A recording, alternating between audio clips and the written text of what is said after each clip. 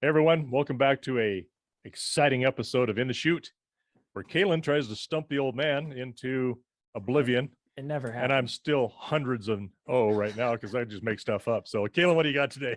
Okay, so we've talked about diminishing returns in terms of cattle weight, weaning weight, stuff like that before. You said, if I remember correctly, I'll try and put a link in for that. Is that what you? I think you said like about the 500 to 600 mark. If you could, preferably be about 550 for a cow or a calf going through the ring. It when it's been weaned and preconditioned, all that stuff.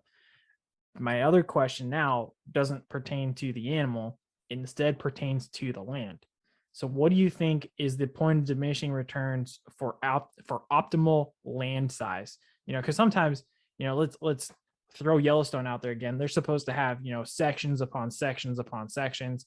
And it's really like that you'd have to have multiple crews strategically placed throughout the ranch to try and do that. And it's just you wouldn't be able to do it. Or a family operated place. We've told people before, we lease about 3 times the amount of land that we currently own, which is about 700 acres. And that's in the West. It's completely different from the East. Trust me.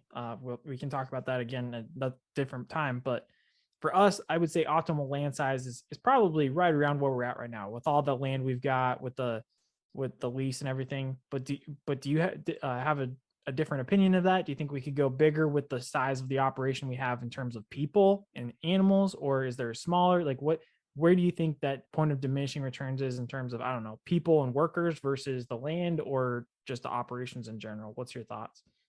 Yeah, I think that we could, the way we have things set up and whether water, if it was close, um, and your question is really, everything depends, and it's Yeah. it's a matter of, okay, what's your weather patterns this year? How much rain did you get? Yeah. Did your Got it. grass recover? You got grasshoppers like we had last year? I mean, right now we're in a world of hurt, and we're just going to try to survive this year. And I think those you are know, all little things that people don't realize too, that we're constantly thinking right, we're like, we say weather, but it involves, other creatures like grasshoppers, right, other, if we were to have a herd of elk come through and stay for a little while, that could decimate us. That's not going to yeah, happen. But like things repairing like that could fences, happen. yeah, Yeah. yeah. Um, we've got a decent set of corrals that we have put some money into and a lot of time. Um, they can always be better. I mean, Mhm. but I think that with just your mother and I, or just a couple, and then the help that we've got, if we had, um, we could probably do pretty well on about 6,000 acres, because then you could increase your numbers a little bit more. And because this is it's like a car lot. All of these dealers talk about volume discount dealer. Right. They're not making a lot on each car, but they're selling a bunch of them, and that's how you make that up. So in the same way here, if you had the grass, the water, and without having to hire somebody, because the minute you hire somebody, you've got to increase your numbers to be able to pay for that overhead expense. Right. And typically you hire somebody who lives there, and you're feeding them, you got to have the house for them. You got to, you're giving them a wage plus usually a half a beef or a beef a year, whatever you're doing. Can they run a couple of cows of their own?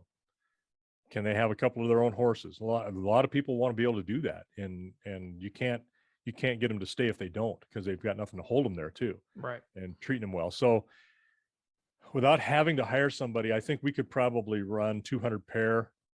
It's a lot of work, but you know, we're kind of getting this place um, improved to the point where now it's mainly some of the older fences that I need to take care of and do some replacement on. And other than that, it's about maintenance, just being able to maintain. And I can ride through these cows more. I do a fair amount of that now. When I'm, calving, it's daily, but I like to ride through these cows as they're grazing, once they're going into summer pasture, and just ride. Also takes some training into a horse, but um, that's the point I think where we would be at for us personally. Being able to have about 200 pairs. Well, in this country, you're talking a minimum. You better have at least 20 acres to pack that number per cow or pair. So 200 times 20 is what, 4,000. Right. Then you better have a little buffer on that. So that's why I'm thinking the 6,000 or almost 10 sections would be. That's what I was gonna say. Is really you're good. saying 6,000? I'm thinking 10 sections. So Yeah. at Yeah, that, right in and that. that's where people also, I think, the minutia of the things that come in with the details of agriculture is, when you're getting to that size, I stop thinking acreage. I start thinking sections. Sections. Yeah. Right. It's the same as, if you're talking budgets and stuff and you're looking at millions of dollars worth of inventory and everything, you're looking at Right. thousands, and they've dropped all the zeros. Yeah. Well, and the place we had on the north side of the river, all of those, it was, we referred to them as the big hay field, the 55-acre hay field and the 15-acre hay field, which was strictly, that was a production area of 70 acres of alfalfa, which we'd get 2 to 3 cuttings off of. Yeah. The rest of the bottoms were grass, and then we had the Pine Hills section, the South Pasture, which was a section.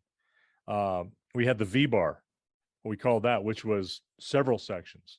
The Cricklow place, or Cricklow quarter.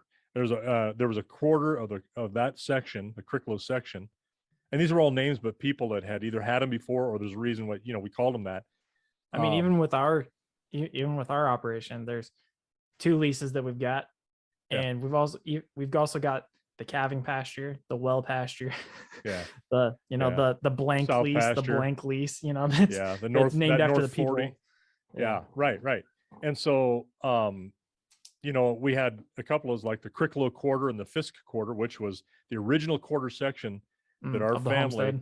of the homestead was on the other place. And those were in crested wheat, had been seeded to crested wheat years before. And that was our dry land hay for our horses. And so you had a half a section of just dry land hay. But then, you had the Blegan section, the coal mine section. You had all of these sections that we called them by that. So, you start thinking in sections instead of acres, or that pasture, Right. But essentially, the V-bar was a multi-section pasture, and we just called it the V-bar pasture. Go take them to the V-bar, and you knew what that meant. Now, for us, Or you're the wedge. saying you're saying for us, optimally, due to the amount of people and everything, and having a certain head of animals, you'd say probably 10 sections, about 6,000 acres, roughly, give or take. Now, is there a thing you think conceptually or theoretically there's a point, sticking to this thing of like the point of diminishing return for the land size? Is there a point in terms of people running it, animals being run? Where is that you kind of you use as a gauge for, is this too much land? God forbid that would ever happen. Too much land or not enough? What's kind of your gauge based off of people and animals?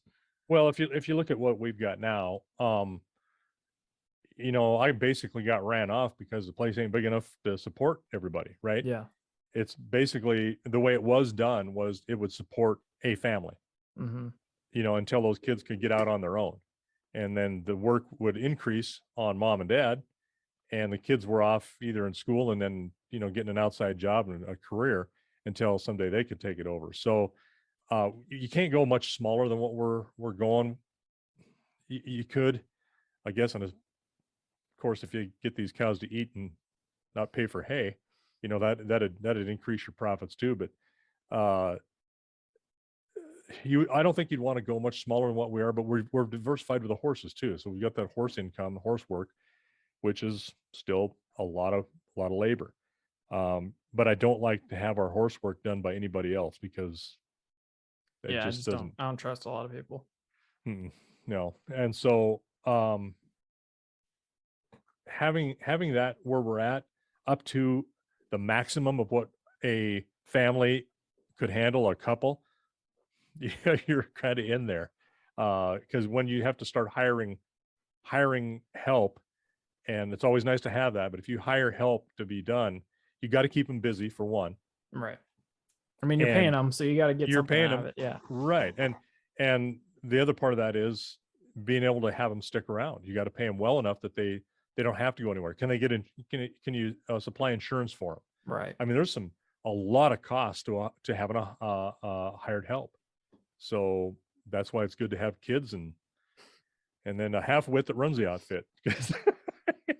But it's a very difficult thing to maneuver or manage. And if you've got the ground, then you have the people you get the people to fit the ground, Right. fit what your production is.